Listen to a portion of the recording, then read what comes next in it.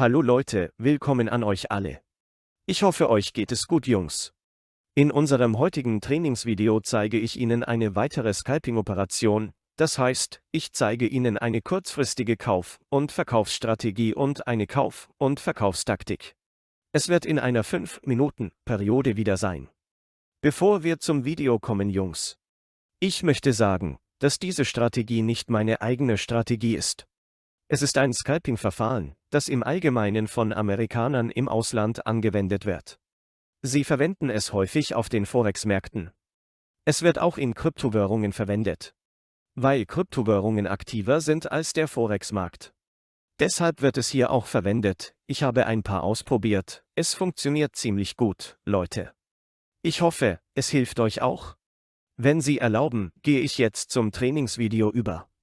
Nichts, was ich in diesem Schulungsvideo beschreibe, ist als Anlageberatung gedacht.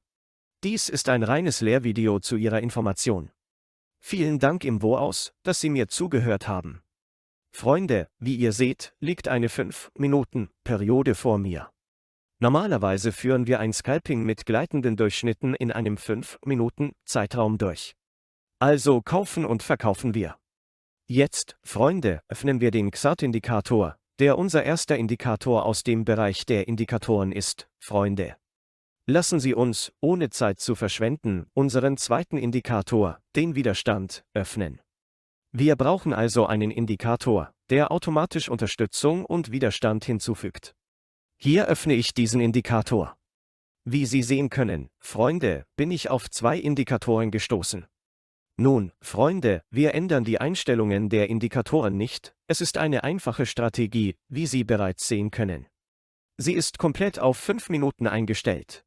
Ich möchte nur Informationen über den Indikator geben. Der Signalindikator arbeitet mit einfachen gleitenden Durchschnitten, wie Sie hier sehen können. Es nimmt den schnell gleitenden Durchschnitt und den langsam gleitenden Durchschnitt und nimmt ihre Quelle vom Hochtiefschließen Dritter. Darauf wird ein Alarm eingestellt. Später im Video zeige ich dir, wie du den Alarm einstellst. Ebenso, Freunde. Wie Sie wissen, ist unser Indikator hier ein Unterstützungswiderstandsindikator. Freunde, Sie können die Einstellungen hier ändern, wenn Sie möchten oder nicht.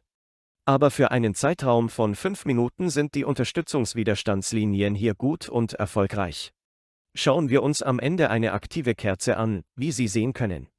Hier geht es um einen Widerstand und das Brechen des Widerstandes. Nun verwandelt es diesen Ort in eine Stütze und zieht sich zur Stütze zurück. Hier ist wieder eine grüne Kerze vom Support. Freunde, so können wir bestätigen, dass es funktioniert. Jetzt, Freunde. Der Indikator, den wir Signal X Plus nennen, arbeitet mit gleitenden Durchschnitten. Es funktioniert also mit einem einfachen gleitenden Durchschnitt. Wie Sie sehen können, erzeugt die Überschneidung dieser Werte ein Kaufsignal für uns, Freunde. Aber natürlich gibt es Orte, auf die wir immer achten sollten. Was ist das? Ich werde es Ihnen zeigen. Außerdem, Freunde, rate ich Ihnen, Stochastik zu öffnen, während Sie diese zwei Indikatoren verwenden, da es Stellen geben kann, an denen Sie unentschlossen sein können. Zum Beispiel gibt es hier keine Kreuzung, aber der Preis kehrt von hier aus zurück, wie Sie sehen können.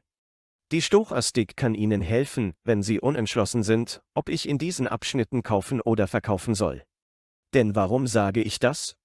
Ja, wir setzen jetzt die gleitenden Durchschnitte als Unterstützungswiderstand, aber lassen Sie uns das nicht alleine festlegen. Weil unser Widerstand zu hoch bleibt. Unser Supportbereich ist auch unten. Wo können wir eine Stop-Loss-Order platzieren oder ist sie derzeit zum Kauf verfügbar? Oder wir müssen darauf achten, ob es sich gerade für einen Verkauf eignet. Wie gesagt, Freunde, am Ende binden wir hier Geld und verdienen Geld. Wir verlieren Geld, wir müssen auf sie achten. Lassen Sie uns die Einstellungen unserer Stochastik gemäß den Indikatoren hier anpassen. Wir ändern die Einstellung sofort von 14 auf 5. Wie Sie sehen können, ändern wir den K-Wert ganz einfach auf 3, Freunde. Und jetzt passen wir, Freunde, unsere Stochastik entsprechend dem Indikator hier an. Wie können wir hier nun Kauf- und Verkaufssignale generieren? Jungs, wie man sieht. Wenn der schnell gleitende Durchschnitt den langsam gleitenden Durchschnitt nach oben kreuzt, erzeugt dies ein Kaufsignal. Die Freunde, die diesen Indikator gebaut haben, haben ihre Farben einander sehr ähnlich gemacht. Hier ist es nicht ganz klar. Lassen Sie uns die Farbe von einem von Ihnen von hier aus ändern. Genau dann, wenn der Schnelle mal abschneidet, schafft er eine Kaufbedingung. Machen wir es so, es wird klarer, wenn wir es so machen, Freunde, und wie Sie sehen, ist es klarer geworden. Nun, Freunde, wenn der schnell gleitende Durchschnitt den langsam gleitenden Durchschnitt nach oben kreuzt, entsteht eine Kaufbedingung. Aber da wir an diesen Schnittpunkten Unterstützung von Unterstützung und Widerstand erhalten werden, müssen wir ihnen folgen. Wenn wir es uns jetzt ansehen, hat es in dieser Region ein stochastisches Kaufsignal erzeugt, und wenn wir es uns ansehen, sehen wir, dass die Farbe des schnellen gleitenden Durchschnitts jetzt blau geworden ist.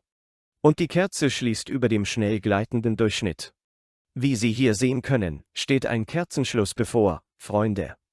Tatsächlich ist dies unter normalen Bedingungen eine Kaufbedingung, wie ich in den vorherigen Videos erklärt habe. Wenn die Kerzen über den gleitenden Durchschnitten schließen, erzeugen sie ein Kaufsignal für uns. Aber wir bleiben nicht immer bei einem einzigen Indikator. Aus diesem Grund liefern uns Freunde klarere Ergebnisse, wenn sich gleitende Durchschnitte überschneiden. Wie Sie hier sehen können, schließt der gleitende Durchschnitt über dem schnell gleitenden Durchschnitt und bleibt hier am Widerstand hängen.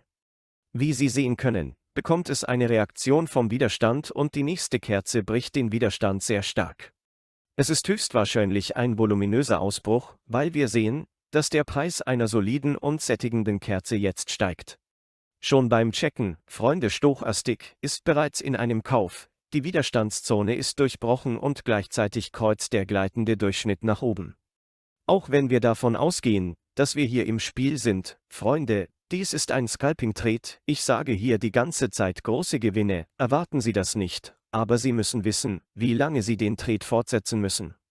Wenn es am Ende der Kerze eine Kaufbedingung schafft, Freunde, wie Sie sehen können, gibt es hier eine wirklich hohe Gewinnrate, eine Gewinnspanne von fast 10%. Aber da dies ein 5-Minuten-Chart ist, sage ich Ihnen persönlich, ich erwarte hier keine 10%. Weil Scalping kurzfristig ist, muss ich es kaufen und verkaufen. Wenn wir schauen, auch in diese Kerze oder die Kerze hinten, Freunde, nehme ich die Münze aus meinen Händen. So bekomme ich durchschnittlich 3% Gewinn. Für eine 5-Minuten-Kerze jedenfalls, Freunde, nehme ich sie hier heraus, da sich diese Kerze sofort schnell bewegen wird. Wenn Sie sagen, wo soll ich verkaufen, Freunde, in einem solchen Fall kann ich Ihnen sagen, sollten Sie sich die Stochastik ansehen. Zum Beispiel ist der Preis in diesem Moment weit von den Unterstützungs- und Widerstandszonen entfernt. Sehen Sie sich die Stochastik an, sie gibt bereits ein Verkaufssignal für diese große Kerze. Lassen Sie mich Ihnen das deutlicher zeigen.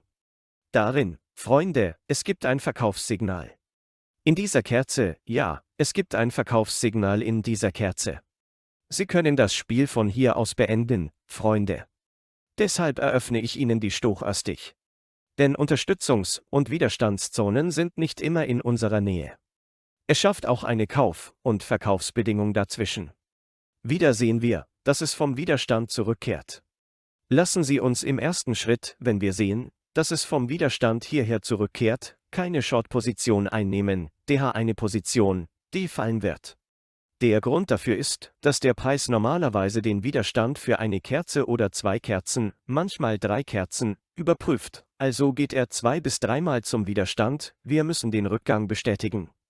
Aber hier sehen wir, dass der Preis fallen wird, nachdem er bereits nach der ersten Kerze unter den gleitenden Durchschnitt gefallen ist.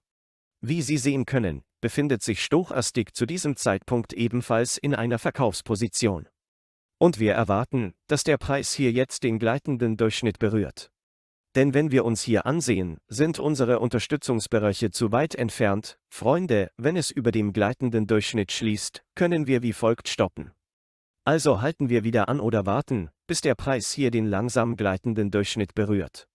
Denn jetzt können wir vorhersagen, dass, wenn der Preis den langsam gleitenden Durchschnitt berührt und wartet, der Preis dort steigen wird. Wie Sie hier sehen können, schließt es in der Zone des gleitenden Durchschnitts auf die gleiche Weise. Der Preis schließt nicht über dem gleitenden Durchschnitt, Freunde, wie Sie bemerkt haben, schließt er hier innerhalb der Zone des gleitenden Durchschnitts. Und wir sehen, dass der Preis danach steigt. Wie Sie sehen, gibt unsere Stochastik gleichzeitig ein Kaufsignal. Gehen wir etwas weiter zurück, Leute, überprüft unsere Signale. Auch hier gibt es einen Schnittpunkt, an dem der schnell gleitende Durchschnitt den langsam gleitenden Durchschnitt nach oben kreuzt und hier ein Kaufsignal erzeugt. Von hier aus sehen wir, dass der Preis bis zum ersten Widerstand steigt. Die erste Kerze hier berührt bereits diesen Widerstand, sie kann den Widerstand nicht auf die gleiche Weise brechen, sie zieht sich nach unten zurück.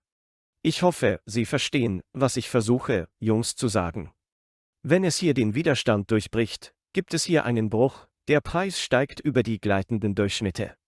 Es reagiert vom Widerstand und kommt zurück zur Unterstützung des gleitenden Durchschnitts. Hier kommt ein Kauf, wie Sie sehen können, dass die Stochastik dies bestätigt. Es schafft eine Kaufbedingung und geht von hier aus wieder auf Widerstand. In einem solchen Fall, wenn der Widerstand hier eine Kaufbedingung schafft, können Sie die Stop-Loss-Order hier auch etwas unterhalb des Widerstands platzieren, wenn Sie möchten. Wenn Sie also hier einen Kauf tätigen, Freunde, wenn Sie den Widerstand sehen und der Widerstand in Ihrer Nähe ist, können Sie hier eine Stop-Loss-Order auf den unteren Teil setzen. Lass es von hier aus gehen. Sie warten darauf, dass der Preis den Widerstand testet, oder Sie können eine Order als Trailing Stop-Loss platzieren.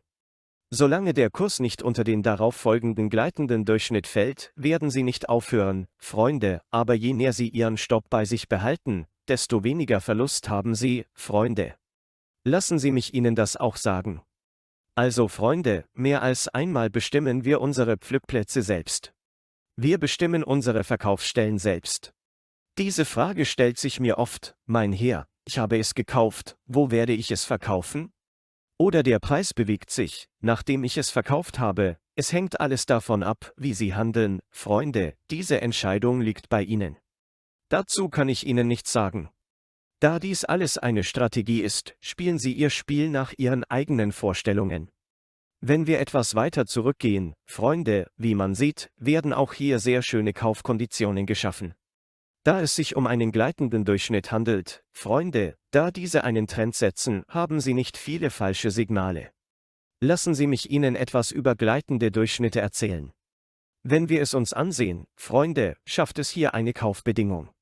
Sie können hier einen kleinen Verlust machen, aber wenn Sie bereits mit kleinen Dividenden oder Futures handeln, können Sie immer noch verdienen. Ich möchte das auch sagen, aber vielleicht denkst du, es hört hier auf, du siehst schon den Widerstand dort. Wenn Sie daran denken, eine Stop-Loss-Order auf den Widerstand zu setzen, dann werden Sie wahrscheinlich einen Verlust machen. Wenn Sie hier eine Stop-Loss-Order auf den gleitenden Durchschnitt setzen, können Sie mit einem geringeren Verlust aussteigen. In der Zwischenzeit, Freunde, vergessen wir nie, die Stochastik unten zu überprüfen. Wie Sie sehen, macht es für mich keinen Sinn zu sagen, dass meine Freunde hier schon so viele Prozente verdient haben.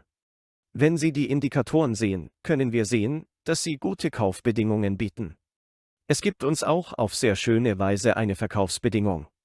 Ich meine also, dass wir diese Strategie auf beiden Seiten anwenden können, da sie auf dem gleitenden Durchschnitt basiert. Wir können sowohl Long- als auch Short-Positionen eröffnen, Freunde. Wenn ich etwas weiter zurückgehe, können wir sehen, dass die Preise nach oben kreuzen. Wie Sie sehen können, ist es hier. Und noch einmal, Freunde, es scheint, dass es hier einen sehr schönen Gewinn gibt, und weil das Diagramm klein ist, kann ich es euch hier nicht zeigen. Vergrößern wir es ein wenig, weil dort etwas Schnee liegt. Tatsächlich ist der Gewinn hier beträchtlich, wie Sie hier sehen können. Freunde, das ist alles, was ich euch in diesem Trainingsvideo sagen werde. Wenn Sie einen Punkt nicht verstehen, Freunde, gibt es eine Telegram-Adresse in den Beschreibungen des Videos. Sie können dorthin kommen und mir dort jede Frage stellen. Ich hoffe, Ihnen gefällt das Video. Vielen Dank, dass Sie mir im Voraus zugehört haben. Ich wünsche dir viel Glück, bis zum nächsten Trainingsvideo, auf Wiedersehen.